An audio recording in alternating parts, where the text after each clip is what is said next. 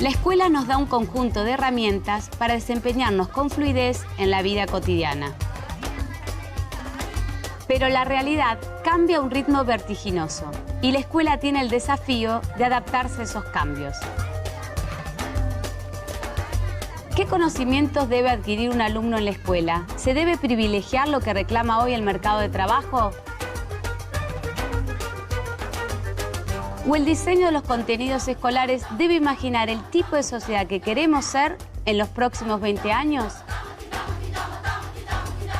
Y sería uno de los conceptos que más tendría que pisar fuerte en la escuela, ¿no? El hecho de que enseñen cosas a uno como para ser la mejor persona, para poder ser capaz de pensar y no precisamente algo estructurado, ¿no? Estas son las preguntas que nos hacemos al investigar el currículum escolar. ¿Qué conocimientos no pueden faltar en él? ¿Qué tipo de alumnos y ciudadanos aspira a construir? Bienvenidos a una nueva emisión de Explora Pedagogía.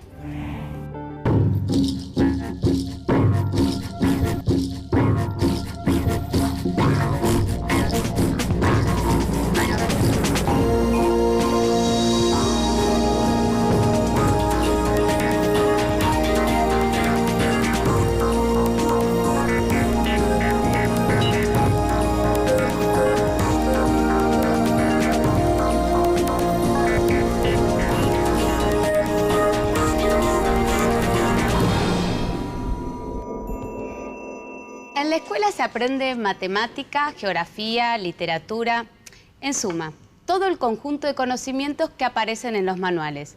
Pero hay otro tipo de conocimientos que no aparecen en los manuales y que se adquieren en el trato con otros alumnos y con los docentes, ya sea en las aulas o en los recreos. Esos saberes hoy también forman parte de lo que se entiende por currículum escolar.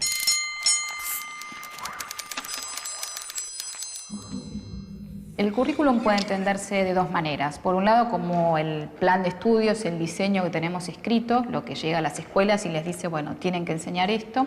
Y por otro lado, también se puede entender como todo lo que enseña y lo que se aprende en la escuela, que incluye lo que pasa en los recreos, lo que se aprende a partir del intercambio entre los chicos, informalmente con los docentes, la relación con los padres. Eso tiene dos consecuencias distintas. Si tomamos solamente el currículum escrito, eso que llega, bueno, creo que eso habla de un documento público que expresa un acuerdo social sobre qué hay que enseñar en la escuela. Por otro lado, si pensamos en este aspecto más amplio de todo lo que se enseña y se aprende en la escuela, podemos también reflexionar sobre muchas otras cosas que pasan en el día a día y que son importantes y que a veces, lamentablemente o no, son más importantes que lo que dice la letra que hay que enseñar. Y sería uno de los conceptos que más tendría que pisar fuerte en la escuela, ¿no? El hecho de que enseñen cosas a uno como para ser la mejor persona, para poder ser capaz de pensar y no precisamente algo estructurado, ¿no? Se tiene que dejar, digamos, un espacio libre para que el maestro indaga sobre su propia realidad, para que vaya conociendo sus alumnos y lo que es la diversidad cultural que se tiene a la mano, para ir retroalimentando lo que son los programas de estudio. Entonces, necesariamente hablando de respetar y valorar la diversidad, de alguna forma el educador y el mismo Estado educador se tiene que hacer tal vez más humilde, tiene que disponer para aprender más y dejar hasta más espacios en el mismo currículo para que se llenen esos espacios con los conocimientos propios del alumnado. Dejar un poco ese recelo tradicional de que el educador sabe todo y el currículo representa el conocimiento actual, plasmado, más científico, sino entablar un diálogo entre lo que se sabe y lo que se ha considerado democráticamente que se debe saber toda persona en una sociedad democrática desde currículo, pero siempre mantenerse abierto a los nuevos saberes y los nuevos conocimientos que se puedan brindar en los espacios particulares educativos de las escuelas.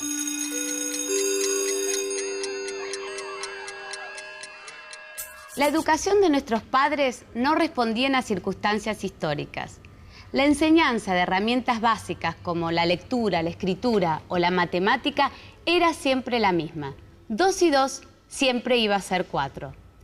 Recién en los años 60, con la aparición del concepto currículum escolar, se empezó a aceptar que los contenidos escolares responden a variables históricas, políticas, sociales, y pensándolo bien, 2 y 2 también es 22.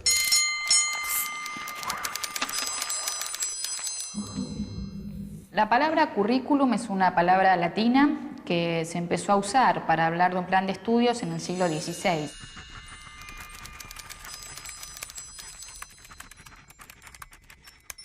El currículum apareció cuando había que tener escuelas, más de una escuela, que siguieran un mismo sistema y por lo tanto había que decir, bueno, los chicos en tal año tienen que aprender tales cosas, en tal año tienen que aprender tales otras. En la Argentina la palabra currículum no se usó hasta los años 60, 1960, y tiene que ver más bien con la introducción de corrientes anglosajonas, sobre todo norteamericanas, de planificación educativa. Hasta ese momento a eso se lo llamaba plan de estudios. Desde los años 60 se vuelve popular el uso del currículum como palabra para hablar del plan de estudios, y que no es solamente ya el plan de estudios, es también la fundamentación, lo que se dice sobre la psicología infantil, lo que se dice sobre lo que sucede en las aulas.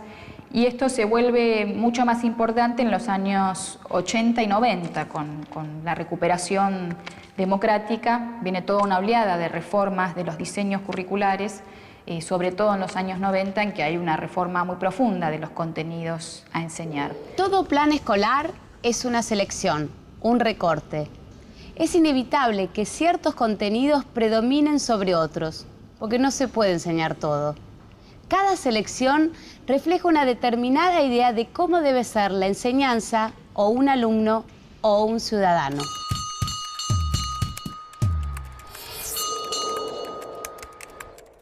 El currículum implica una selección cultural de qué se transmite.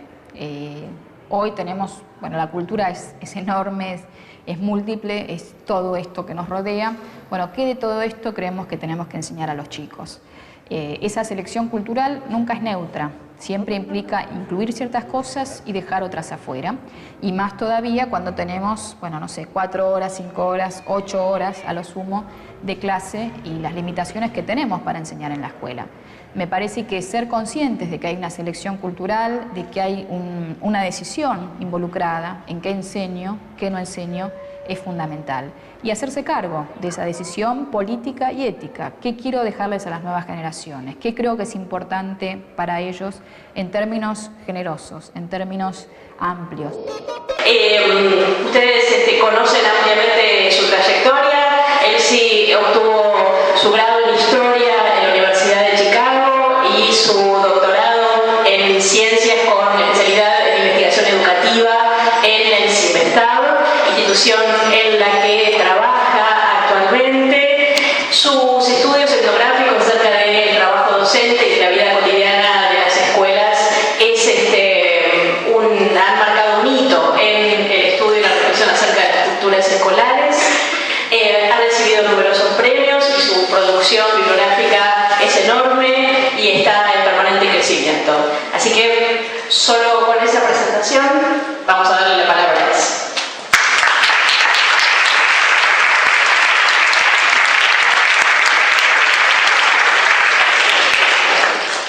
¿Se va? Bueno, muchísimas gracias, Graciela Morgado, muchísimas gracias Miriam, muchísimas gracias Nicolás Arata, que ha estado detrás de toda esta organización. Muchas gracias a todos y todas que yo sé que se requieren para organizar un evento de este tipo. Un trabajo después de horas laborales, me imagino, etcétera. Se los agradecemos mucho. Quiero empezar primero reconociendo muy desde el fondo de mi corazón la comunidad académica argentina, que yo creo que me formó mucho más que la Universidad de Chicago, esos lugares, desde hace muchos años, ¿no? Los 70 empecé a venir por acá, desde los años en que llegaron allá los colegas argentinos, Mira Ferreiro primero, Speleta, Eduardo Romelli, siguen con nosotros, que nos seguimos peleando, pero está bien, tradiciones diferentes, con muchos más argentinos que estuvieron en México durante toda esa época del proceso. Algunos están aquí como de Olivia, otros todavía siguen allá como Azucena Rodríguez, etc. Y bueno, con los estudiantes han estado, he compartido pues con otros colegas acá, con Graciela, Dayan, con estudiantes argentinos que han frecuentado el IE, la maestría desde hace mucho, y el doctorado. Realmente siento que es la comunidad académica más fuerte que tengo en la antropología de la educación. Y lo agradezco muchísimo. Bueno, hoy espero poder compartir con ustedes algo de pensamiento un poco en curso, no muy elaborado,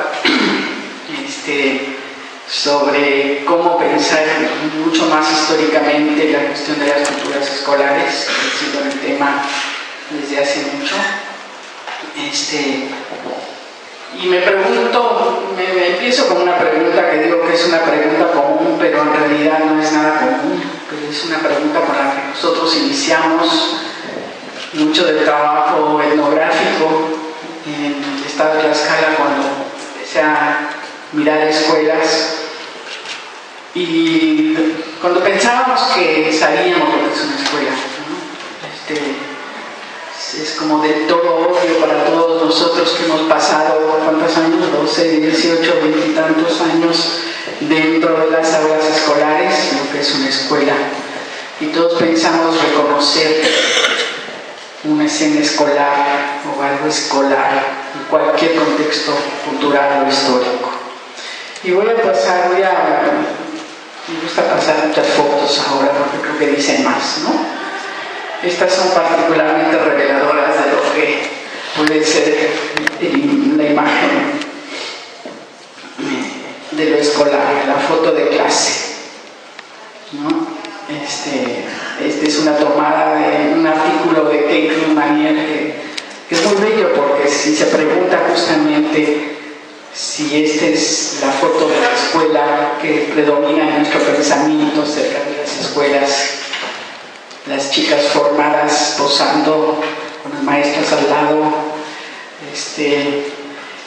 como reconocible como una escena escolar en todos lados, ¿no? Tan es así que, bueno, aquí es otra, una foto de clase del grupo País, donde hice también un año de trabajo etnográfico de acompañamiento en 2005, ¿no?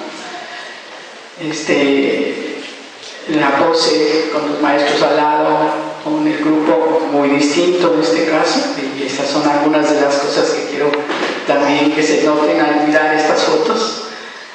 La forma de encuadrar la fotografía es muy similar, pero los contenidos también son muy diferentes, ¿no? El concepto de la forma escolar, ¿no?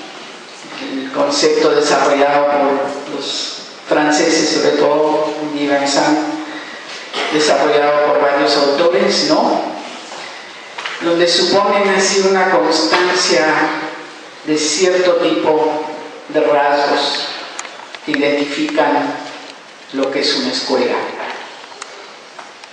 Principalmente un espacio y tiempo separado de otras actividades, dedicado a la transmisión de conocimientos centralmente. No deben pasar otras cosas en la escuela que la transmisión de conocimientos. Está separado de los lugares de trabajo, de los lugares de producción, de los lugares de vida cotidiana, etc. Y ese tema de esa separación ha sido problematizado por todos los pedagogos en la historia, ¿no? Una estructura centrada en un adulto conocedor mayor con un grupo de jóvenes generalmente de la misma edad, jóvenes que comparten de alguna manera no los lazos de parentesco, sino niveles de conocimiento supuestamente parejos, supuestamente capaces de aprender lo que el adulto tiene que enseñarles en ese año escolar. Y un proceso de programación de contenidos justamente sujeta a ese corte temporal, a ese año escolar. Un proceso deliberadamente diseñado como para clasificar a estudiantes, armar un esquema de evaluación al final de cierto tiempo, armar criterios de promoción y de selección posterior y obviamente de reprobación y de exclusión también. Una estructura que se conoce muy bien por nuestras propias experiencias de haber transitado por las instituciones escolares en ese sentido. Y una relación pedagógica impersonal, se supone mediada por el texto escrito.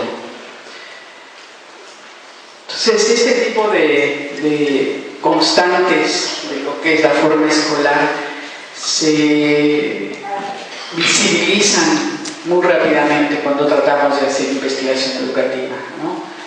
Se identifican muy fácilmente, constituyen los obstáculos frente a los cuales se enfrentan los chicos, los maestros, el absurdo un poco de tener que pensar que todos los niños deben llegar a todos los conocimientos al final de un año escolar como consigna del trabajo de los docentes, cosa que Anahí Chartier, por ejemplo, plantea es una tarea imposible de lograr, pero que realizan los maestros día con día. Esta forma escolar también se plantea como el eje de la expansión universal de la escolarización en el mundo, la modernización de todas las sociedades, de las naciones, y está vinculado obviamente cada vez más a los esquemas de evaluación mundial, de ranking de los países, incluso su competencia, sus niveles culturales, etc. Creo que es una herramienta conceptual muy poderosa de la forma escolar, que sí nos permite entender algunas de las restricciones, las condiciones materiales e institucionales que enmarcan lo que es escuela. Sin embargo, un poco mi postura ha sido un poco pelearme con este concepto, a partir de lo que encuentro en las escuelas de carne y hueso, en las escuelas reales que conocemos. Porque a cada rato estos supuestos resultan no ser tan así.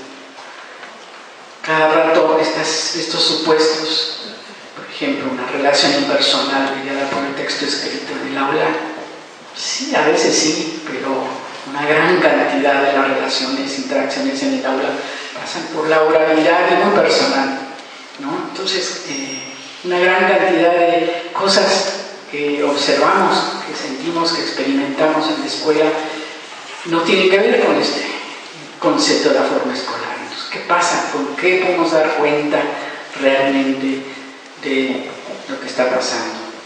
Y es ahí donde, a pesar de darle muchas vueltas, también he recuperado el concepto de culturas escolares, en plural.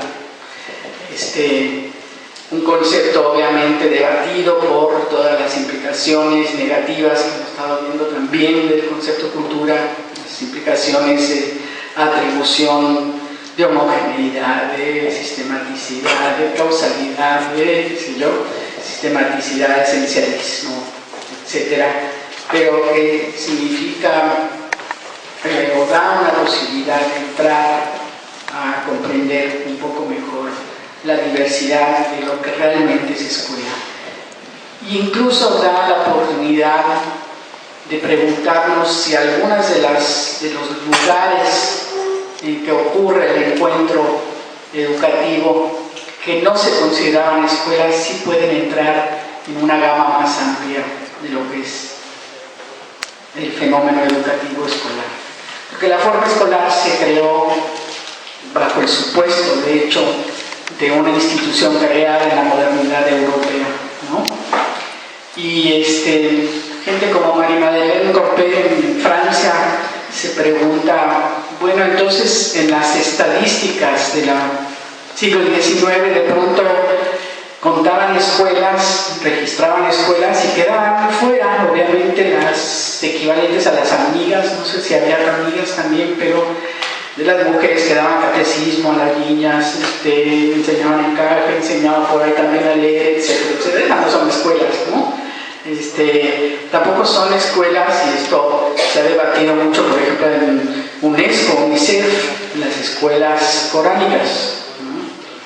O sea, hay toda una gama de cuestiones. Obviamente no son escuelas las anteriores a la modernidad. Entonces nos quedamos con un concepto, con la forma escolar que deja fuera tal vez la mayoría de lugares de educación de los niños, incluso en la actualidad, ciertamente históricamente, ¿no? Citas alineadas, el pizarrón o el frente de la escuela en cierta dirección. Aquí simplemente pongo una serie de fotos que voy a pasar más o menos rápidamente con la pregunta: ¿es escuela? Pueden pensar ustedes, sí, no. Es así como casi posada para recabar fondos para una ONG en África o algo así. Es escuela, el pizarrón con el clásico silabario de la letra B y las sumas. La práctica cultural de levantar la mano. Ahora estábamos hablando en clase que es una práctica cultural, ¿no? Esta la reconocen en todos lados. Hay muchas cosas que no se pueden representar en foto, como qué pasa en ese diálogo al levantar las manos, que también son parte de la práctica cultural, pero todos nos lo podemos imaginar, ¿no? Esta es escuela, no tiene 4 paredes, no tiene pizarrón, un soldado ahí. ¿Qué es lo que lo hace escuela? ¿Cuál es la expresión mínima de escuela? La maestra rural mexicana en los murales de Diego Rivera, rodeada de personajes que parecen ser de diferentes edades, para empezar, sí mediando la transmisión de conocimiento con un libro, pero parece que hay un bebito aquí, en fin. Y bueno, obviamente aquí muy cercanamente está toda otra escena de producción o guerra o algo así, combinación. ¿Es escuela o no es escuela? Ahí empieza a hacer agua un poco la idea. Esta es escuela, esta es una escuela coránica en África, ¿no? Toda otra serie de prácticas culturales absolutamente diferentes, pero mediada a través de también un texto escrito con menor tendencia a agrupación clasificatoria como la forma escolar, pero con alguna progresión que termina por premiar a aquellos que se aprenden lo que tienen que aprender, ¿no? Esta escuela, con todos los niños de diferentes edades, una pequeña escuela rural en los 70s en México, con la clásica bolsa de mercado llena de libros de texto, una escuela abierta, sin paredes o con pocas paredes, etcétera, pero siempre con un pizarrón, ¿no? Y un centro visible como tal, ¿no? Un frente más bien, un frente ubicado donde se ubica el docente supuestamente. Pero ¿qué pasa con esta? ¿No? esta aula donde enfrente está la pantalla y en las mesas también, y donde no está tan claro dónde está el docente, y que se proyecta, ¿sí se ve? Esta de acá, donde están 4 niños sentados alrededor de unas mesas como redondas, ¿no? Y donde la saqué de una página que dice la Escuela del Futuro, ¿no? Es toda la fantasía, ilusión, etcétera, de los comerciantes de equipo digital de eliminar al maestro, ¿o qué es? Entonces siempre hay cuestiones que se llaman escuela que empiezan a retar un poco esta homogeneidad de una escuela como la conocemos. Y esta es escuela.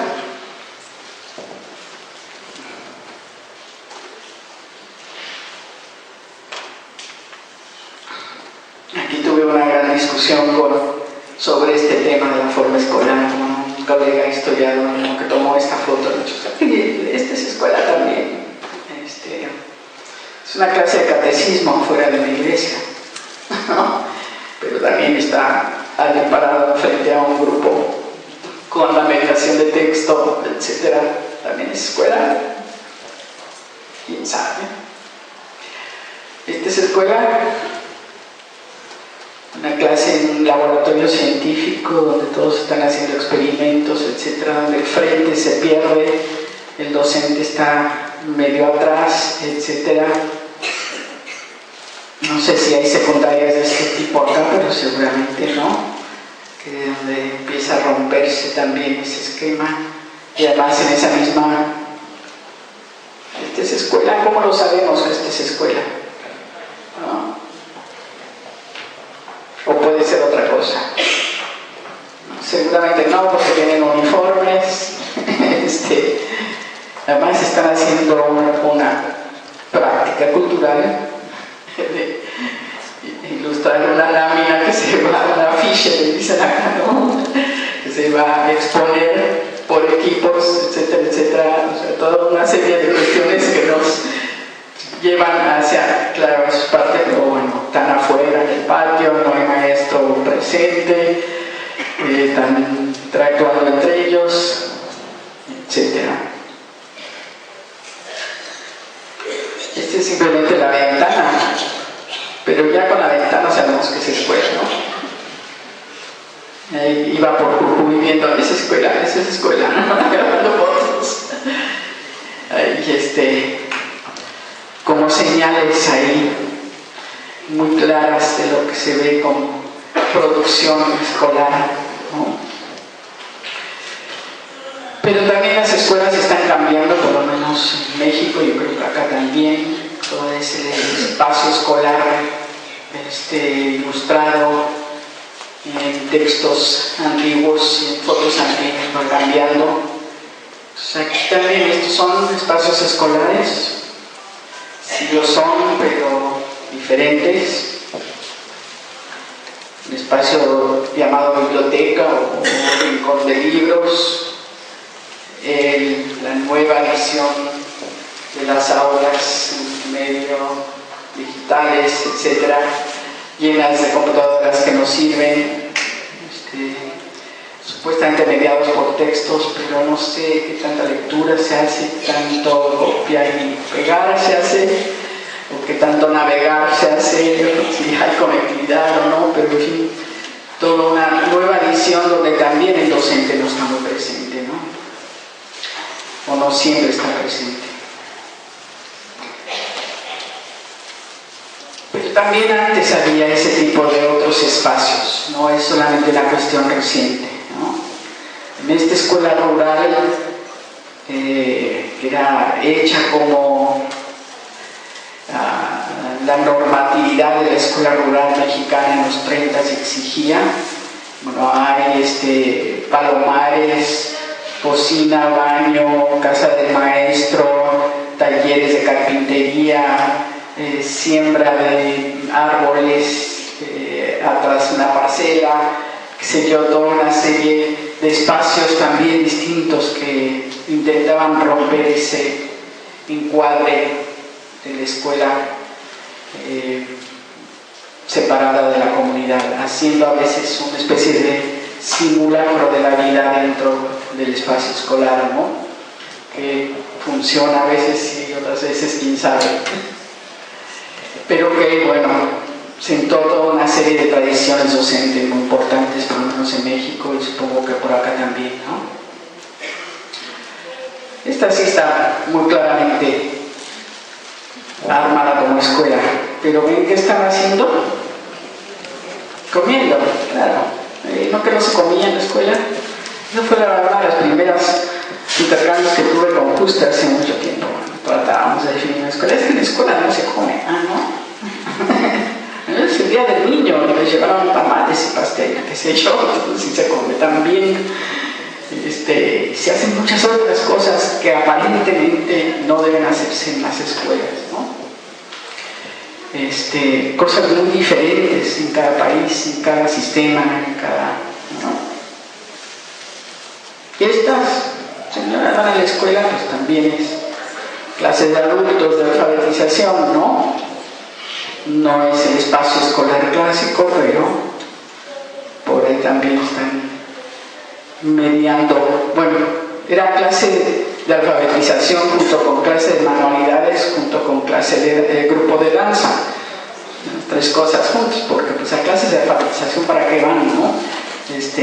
Pero manualidades, eso sí, para chochear con todas, entre todas, y salir un rato de su casa. ¿Es escuela? No es escuela. Acá está otra. ¿Estas son escuelas? ¿Cómo? ¿Es escuela? No es escuela. Es un cibercafé, pero ahí aprenden a manejar las máquinas, tal vez mejor que en la escuela. Está mediado también por quienes cuidan los cibercafés, que tal vez son muy buenos maestros de las habilidades digitales y hacen tareas. Una gran cantidad de ellos. Entonces, son estos espacios que yo llamo los márgenes de las escuelas, ¿no? Pero que tenemos que explorar mejor. Una muy clara es la cocina de los hogares, donde se hace la tarea, por ejemplo, con la ayuda de los hermanos mayores o por los mamás. Bueno, márgenes de la escuela hay muchísimo, ¿no? Las bibliotecas públicas se desbordan en ese sentido de la escuela. En cambio, este es el destino del equipo sofisticado de computación que se compró para todas las escuelas de México y que queda un poco tapada con trapos para que no que a veces se usa, pero bueno, ya a estas alturas se compraron que en 2005 o 2006 por ahí ya son obsoletas, no hay conectividad, no sirven, etcétera, etcétera, pero bueno, ocuparon el espacio del pizarrón, entonces tuvieron que desplazar el pizarrón hacia atrás, entonces los maestros tienen que hacer maromas y poner a sentar a los niños de tal manera que vean las dos cosas a la vez. Tuvieron todo tipo de consecuencias en las escuelas. Por ejemplo, la más duradera es que tenían que oscurecer el espacio para que se pudiera ver, entonces los padres tuvieron que comprar obviamente las cortinas, poner candados porque esto es muy robable, etcétera. Y las cortinas sí siguen ahí, ¿no? Y a veces me pregunto, ¿cómo pueden trabajar en esa oscuridad, ¿no? Los niños, pues resulta que yo creo que tienen otra función las cortinas, porque tapan la vista hacia lo que ocurre dentro del salón. Entonces, lo que antes estaba sujeto a vigilancia del director o de los etnógrafos, así como yo que vamos husmeando, ahora no es tan visible. Ese sí son el tipo de efectos que tienen las reformas escolares, ¿no? Otro uso de lo digital es las escuelas, supongo que aquí también hay ferias de ciencia, le llaman, ¿no? También todos esos actores aledaños al margen de la escuela, pero que están tratando de enseñar ciencia y lo hacen muchas veces con prácticas muy escolares, muy parecidas a las escolares, ¿no? Con la diferencia de que la asistencia es voluntaria y no obligatoria, lo cual es una gran diferencia. O sea, tal vez la mayor en los procesos de aprendizaje escolar. Entonces, bueno, vemos como territorios escolares muy ampliados, ¿no? Más allá de limitación de la escuela. Ya son las... Entonces, desde los márgenes de las escuelas a las periferias del sistema hay pues, muchas transformaciones. Ya no podemos hablar muy a la ligera de lo que es un modelo escolar, ¿no? El espacio se está haciendo muy convertido en algo mucho más complejo. Obviamente también hay tácticas desplegadas, como decía yo hace años, en los intersticios, hay resistencia frente a esto, hay docentes y directores sobre todo que logran defender ese espacio escolar de la invasión de todo este tipo de cosas, ¿no? Hay panópticos invertidos, o sea, los vigilados también vigilan hacia arriba, ¿no? Puse los debates sobre transgénicos. En México, en los libros de texto recientes trataron de vender la idea de que los transgénicos, las semillas transgénicas eran buenas, y vi varias clases en que los niños se resistían tremendamente a aceptar esto, con una serie de argumentos así que tenía que ver, y si nacen monstruos, y si no, esto no se enferma, y no sé qué, no sé de dónde salieron, pero me dio un gusto ver que esa pretendida, como le dicen, control del pensamiento infantil, afortunadamente no siempre funciona.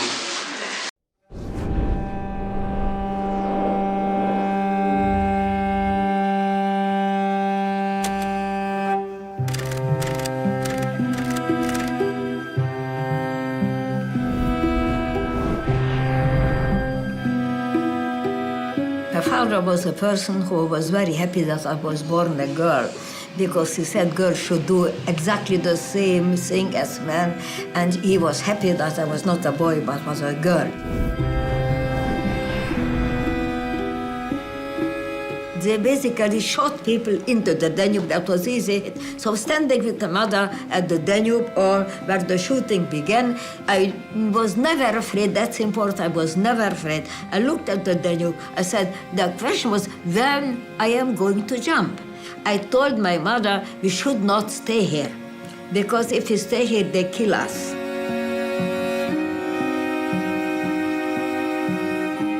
And we believe that our life is over.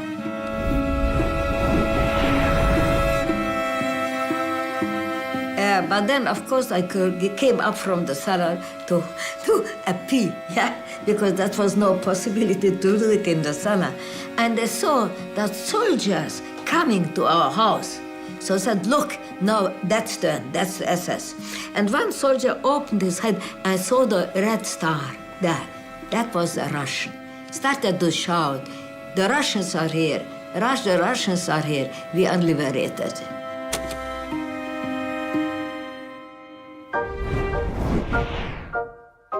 I was not influenced by my social and political and personal experiences. But when I became philosopher, when I started to write philosophy, think of it, then I became influenced for my own time and on my own experiences.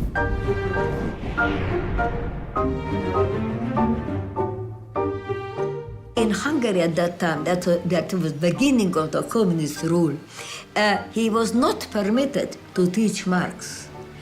There was a special, I would say, educational center called Marxism-Leninism. Only they had the right to teach Marx. Lukács had no right to teach Marx because he could not teach anymore at the university. I had to go up to his apartment to talk to him.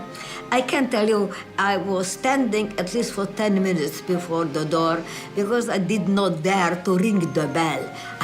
But finally I got in, and then afterwards I always visited Lukács in his apartment. The whole situation has changed. That is this very hard dictatorship where people were imprisoned and killed and murdered basically every day. That was over. The country remained totalitarian, but it was a more and easier way to live on.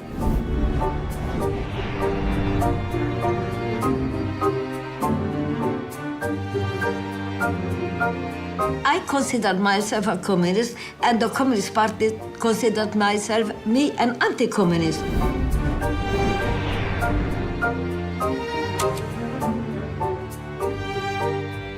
Lukács, we were basically 4 persons, the members of the Budapest School. That was my husband, Ferenc Fehér, György Márkus, Mihály Vajda, and myself. The task of the group was the renaissance of Marxism.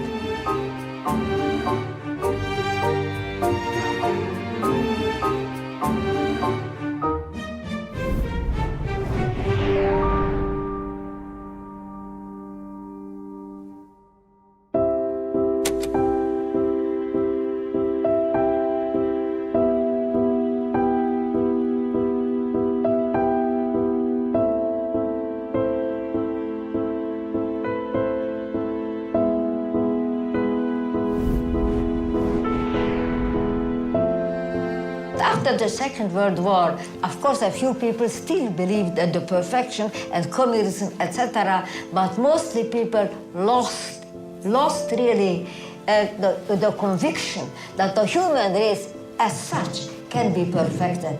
And if human race cannot be perfected, obviously a future paradise is not imaginable anymore. Yet human rights, the issue of human rights still needs to be maintained.